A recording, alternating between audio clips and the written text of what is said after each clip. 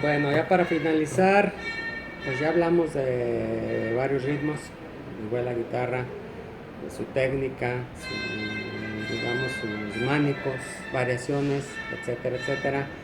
No quisiera dejar a un lado el canto en el mariachi, porque nos encontramos muy frecuentemente aquí como escuela de mariachi, alumnos que tienen buena voz, su instrumento vocal es bueno, pero no saben usarlo. No puedo decir tengo buena voz, canto bonito, porque no es cierto. Es como si yo dijera tengo un violín Stradivarius, pero toco poco el violín, se va a escuchar feo.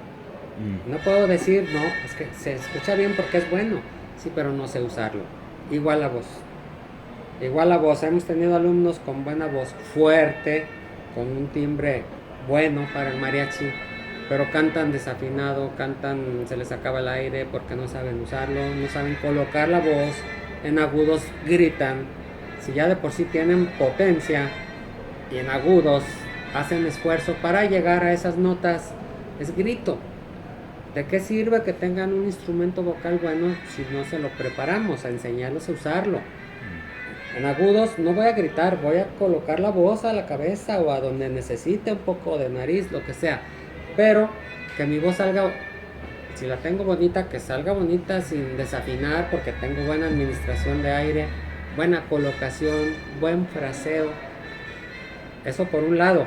Ya aplicado en el mariachi, pues también depende. Si estoy cantando un son, mi voz debe de ser fuerte sin llegar a grito.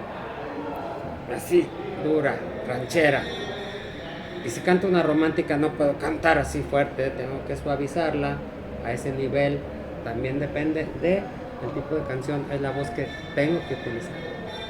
Hay variaciones entonces también, pero es importante y sobre todo el falsete, que no todos pueden, no todos lo logran. Es muy importante que su maestro de canto les enseñe a hacer falsete, que es pasar de su voz natural a voz fingida, falsa, que le llaman. Es muy difícil que un maestro de canto explique qué tengo que hacer acá adentro. Sí. De repente apoyan el diafragma. Pues apoya, pues me apoyo en la mesa, pero ¿qué hago? ¿Le aprieto un botón o le prendo el switch o qué hago? Sí. Es difícil, solo práctica, práctica. En el falsete a mí se me ocurre y lo digo jugando y a la vez porque es funcional. Yo les pongo el ejemplo de Tarzán. ¿Qué hace Tarzán? ¡Oh! Eso es pasar de voz natural a falsa. Sí. Si logran imitar a Tarzán, ya saben cómo hacer falsete. Pero hay que tener cuidado con los árboles, ¿no? Sí. No, claro que a la hora de la clase no hay que colgarse de cualquier árbol porque se pueden dar en la pura cabeza. Sí. Pues es importante todo eso. El falsete también es muy importante. Sí. Inician y creen que porque tienen voz aguda y se van a la nota de falsete, pero con su voz no suena igual. El falsete debe de ser sin esfuerzo.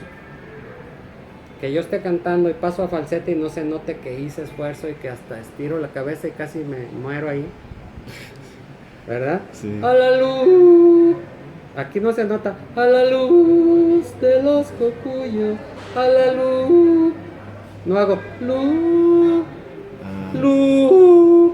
Ese brinquito se debe de escuchar. Quebrar. Se llama quebrar el falsete. Quebrar. A la luz. Y cuando se puede, regresar. Y hay que hacerla limpia también. Sí. La conexión de los registros. Ah, claro. Y con práctica. En ocasiones también al hacer falsete se van a otra nota. Brincan pero se pierden. A la luz. No, sí. No es de andar buscando, es de tener ya. No se ocupa esfuerzo cuando se sabe hacer. Hay que practicar. No, hay que practicar, hay que andar de árbol en árbol como Tarzán. No, es un ejemplo que parece curioso y chistoso, pero es un buen ejemplo. Sí. ¡Oh! Y no estoy haciendo. ¡Oh!